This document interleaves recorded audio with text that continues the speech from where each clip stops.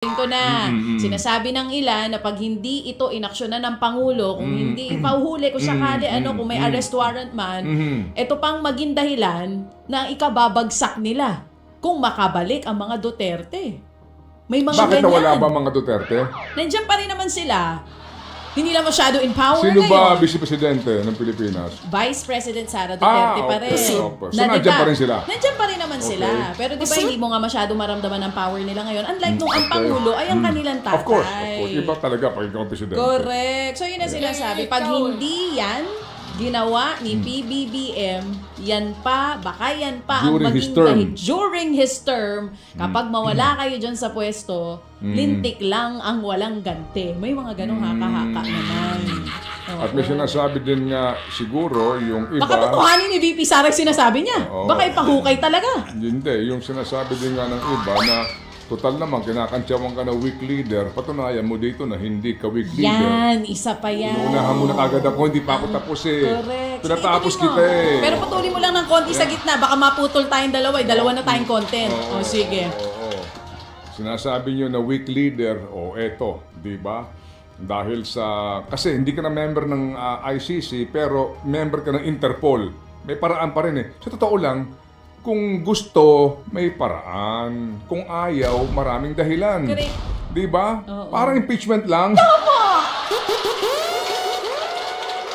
Forthwith, proceed with the trial. Forthwith. Bilis, di ba? Mabilis. Agad-agad, immediately. Pero hindi iba ang dahilan. Di ba? Within reasonable time. So talaga, ba't tayo napunta dyan? Ito muna. Dumami sila ulit, Sabi ko sa'yo Ang tamang oras ngayon, ay tinanggal yung 3 empleyado ng Office of Transportation Security na umano'y nasangkot dito sa quote, tanimbala, unquote. Kasi nga po, hindi rin po natin alam nga talaga kung meron bang tinaniman ng bala.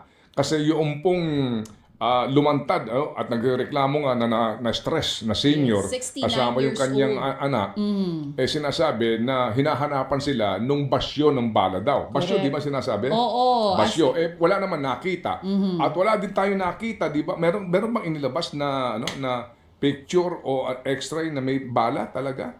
May pinakita na X-ray na picture ng X-ray yung mga empleyado. Pero dun sa picture hindi rin malinaw kung bala ba nandun eh. In-upload din ito nung ginang mismo.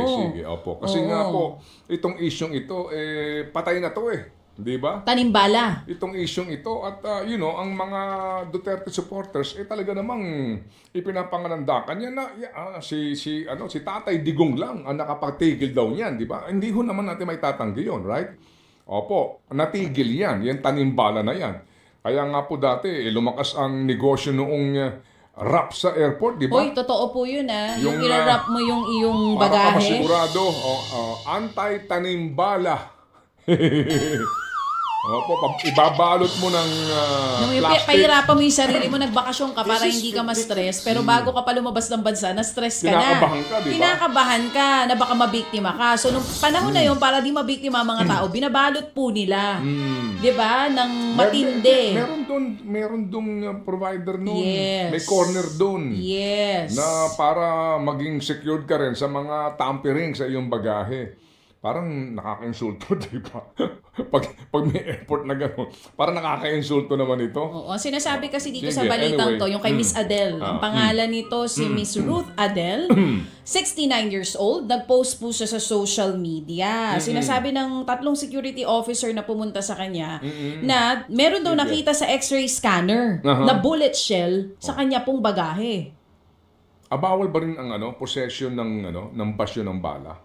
Doon sa, I have to refresh itong aking kaalaman dito sa itong sa firearms and explosives comprehensive law na ito, Bawal ba rin ba ang humawak ka ng basyo o ng bala? Anyway, sige po. So sinasabi po kasi sa kwento rito, meron daw nakita pero hindi daw pala sa kanila.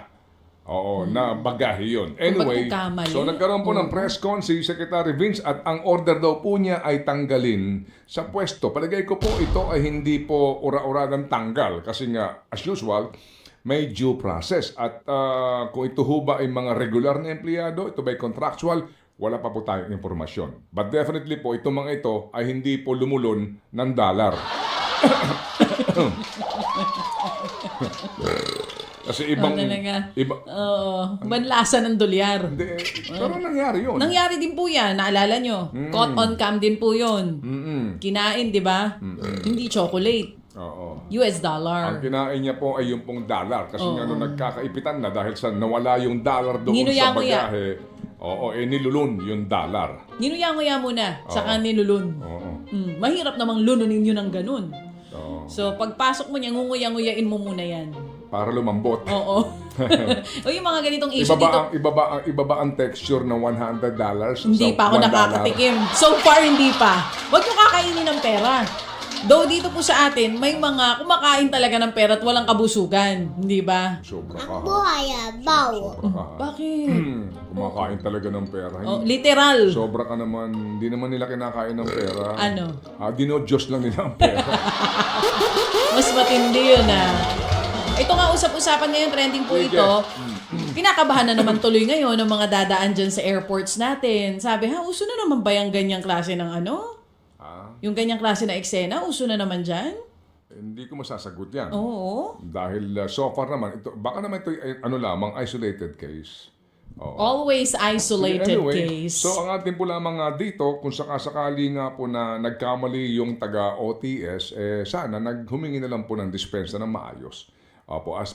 Paumanhin po, no, nagkamali po kami.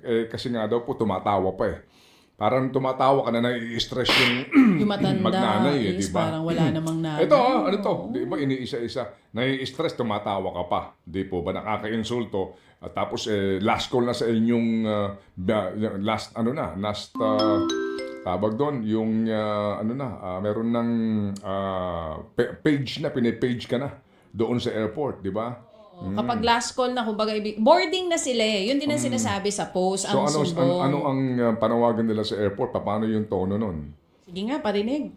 Piloto ako Hindi naman ako hindi ka airport person. Sorry, ba't akong tinatanong mo? Hindi ako ground person. Flight attendant ako, Ted Filon. Flight attendant ka pala? Piloto ka, flight attendant ako. Nakapasa ka? No. Okay, sige. Anyway. Okay. Nakapasa sa training, Yung ngayon mga immigration officer na yon, pumasa kaya sa training? Parang hindi tama yung pag-handle nila dito sa ating senior citizen, ha? Ako lang po naman din, kumbaga, sa pag-unawa naman po sa mga taga-OTS na ito, baka naman po ito ay wala namang masamang mga record. Hindi ka naman pwede rin tanggalin kaagad na walang due process. I mean, lalo na kapag mga regular yan. Siguro, meron lang kaukulang, baka may din sila, retraining para mga driver. Magbabayad din sila 2,000. Baka meron sila mga refresher. Ang daming i-retrain. Kung matutuloy yung TESDA ang hahawak, ang daming training ng TESDA, ha? Baka din sila may ganon, na panukala. Refresher. Refresher, Bakit ang refresher mo parang umaano ka sa ulo mo? Ikot-ikot kayo. Parang sisiraan ng baitang senyalis mo. Refresher, para ma-refresh yung utak mo sa mga dati nang napag-aralan. Dapat nilang gawin. Yes. Mga eksena. Kasi po sa mga nagmamaneho ng mga taxi, mga TNVS, TNC kung tawagin, yan po, meron kayong refresher course na dadaanan. Again, yan po ang ating itatampok sa Think About It. Hopefully po, makahabol tayo tomorrow po kasi po naman ito lamang ipaghimay doon sa ating naging panayam po kay Chairman Chopi Loguadis ng LTFRB. Alam niyo yun, kapag nagkaroon ka ng panayam kay Chairman, ito po naman ay first time natin, pero minsan po napapakinggan ko rin siya sa mga interview, kapag siya ay nagsumagot sa katanungan, minsan po, sorry po, parang sa halip na luminaw, para sa akin, lumalabo yung issue Kasi nga, hindi po direktang sinasagot yung tanong. With all due respect. Simpleng tanong, di ba? Simpleng tanong, ang sagot po ay umiikot and then eventually, nalihis na doon sa tanong. Hindi na nasagot yung tanong. Opo. So kapag ikaw nagkakaroon ng panayam sa ganoon, dadalhin mo siya ulit doon sa tanong na iyon. Ibabalik mo na naman. Kasi nga po sasabihin po ninyo, Chairman, mawalang galang lang po. Ito po yung to answer my question, uulitin mo. Sasagot siya, pagsagot niya, hindi na naman po yung sagot doon sa katanungan mo. Dadalhin ka niya sa ibang paksa. Okay, so kung ikaw lamang pangkaraniwan kumbaga na hindi mo napag-aralan yung mga issue na dapat mong tanungin, ikaw ay sasakay doon sa kanya, papunta rin sa paksang yun. So siya, di ba, naiwasan niya na yung paksa na importante. Ganun po yun sa mga panayam po di ba? Dadalhin ka nung interviewee sa paksa na gusto niyang pag-usapan ninyo. Pero yung gusto mong tanungin na napaka-importante, naiwan na. Tayo po naman, with all due respect, minsan po makulit din. Hindi po, pakisagot lang po yung tanong. Kasi importante yung tanong Ang unang tanong nga dito, may konsultasyon ba na nangyari? Meron po. Di ba? Sabihin, meron po. Pero pag tinanong mo na talaga ng detalye, kailan o ano, alam niyo po, kasi po, nandito ho kami ngayon, dadalhin ka sa kung saan dako. Pero ang tanong po na napakasimple, hindi ka naman, unfortunately, hindi ho naman tayo maestrado, hindi naman tayo congressman, hindi ka associate justice. Hindi ka associate justice Pwede mo bang tanungin yung kinakapanayam na chairman? Yan. This is answerable by yes or no. Yan. Sa tingin ko pwede naman. Kahit hindi ka associate justice. Palagay ko, kabastusan yun. Talaga? Para sa tulad lang natin. Bawal natin silang ganunin? Palagay ko, sa tulad lang natin. Kahit na ang tanong ay answerable, kahit maganda yung pagkakasabi mo? Siguro pwede ng ganito ang tono mo. Chairman, parang awa nyo na po. Pasintabi lang po. Ako po'y humihingi ng kapatawaran po sa inyo, pero baka po pwede. Sagutin niyo lang po sana. Ano po? Ng yes po or no po? Sa palagay ko pwede. Napakagalang Pupwede. Pupwede yan. Pasok yan sa banga. Pupwede yan. Po, mga